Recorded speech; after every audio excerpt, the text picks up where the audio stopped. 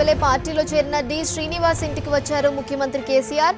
పార్టీలో చేరిన తర్వాత డిఎస్ ఇంటికి కేసీఆర్ రావడం ఇదే తొలిసారి.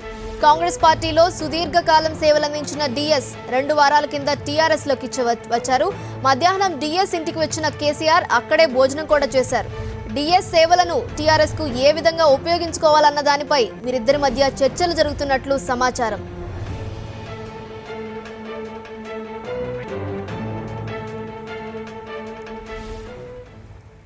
దీనిపై మరిన్ని వివరాలు మా కరెస్పాండెంట్ నరసింహారావు అందిస్తారు. నరసింహారావు, చెప్పండి. కేసీఆర్ డి శ్రీనివాస్ ఇంటికి వెళ్ళినట్లు తెలుస్తోంది. వీరిద్దరి మధ్య జరిగిన చర్చల గురించి మీ దగ్గర ఏమైనా సమాచారం ఉందా?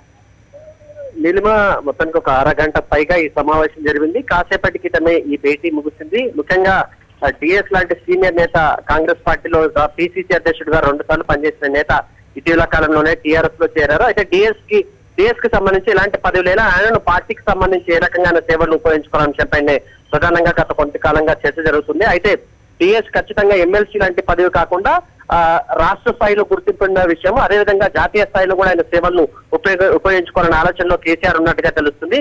ప్రస్తుతం పార్టీకి సంబంధించిన కూడా ఎలాంటి పదవులు లేవు, కేవలం పార్టీకి సంబంధించిన రాష్ట్ర అధ్యక్షుడే ఉన్నారు.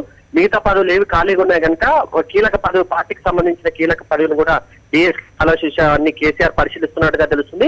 డిఎస్ మాత్రం రాజ్యసభ లేకపోతే ఎమ్మెల్సీ లాంటి పదవులను ఆశిస్తున్నట్టుగా మనకు తెలుస్తుంది. అయితే ఇలాంటి భేటీలు మరికొన్ని చేసే అవకాశం ఉంది. ఈ భేటీల అనంతరమే కొంత కొలిక్కి వచ్చేవచ్చు. మొత్తానికి డిఎస్ సీనియారిటీని గుర్తుపెట్టుకుని డిఎస్ కి ఖచ్చితంగా ఒక సముచిత స్థానం కల్పిస్తామనే భావన మాత్రం టీఆర్ఎస్ లో వ్యక్తుంది. ఈ అంశంపై దాదాపు 2-3 రోజుల్లో డిఎస్ కి ఎలాంటి పదవులు ఇస్తారు, లేకపోతే డిఎస్ ని సేవలను ఏ రకంగా పార్టీకి ఉపయోగిస్తారు అంశంపై నాకు కొంత స్పష్టత వచ్చే అవకాశం ఉంది. నీలిమ, ముఖ్యమంత్రి కేసీఆర్ తో పాటు మరి ఏ ఇతర నేతలైనా వచ్చారా ఈ భేటీకి? హోంమంత్రి నాయన నరసింహారెడ్డితో పాటు మరికొంతమంది నేతలు వచ్చారు. ఇది కేవలం డిఎస్ కేసీఆర్ కి మధ్య సమావేశంగానే మనం చెప్పుకోవచ్చు. పార్టీకి సంబంధించిన మిగతా నేతలు ఎవరు లేరు. డిఎస్ కేసీఆర్ కొంత అంతరికంగా కొన్ని నిమిషాల పాటు మాట్లాడుకున్నట్టుగా మనకు సమాచారం అవుతుంది. మొత్తానికి డిఎస్ కి ఎలాంటి పదవి అంశంపైనే ప్రధానంగా చర్చ జరిగింది. దీనికి సంబంధించి 1-2 రోజుల్లో కొంత క్లారిటీ వచ్చే అవకాశం ఉంది. నేను థ్యాంక్ యూ నరసింహారావు.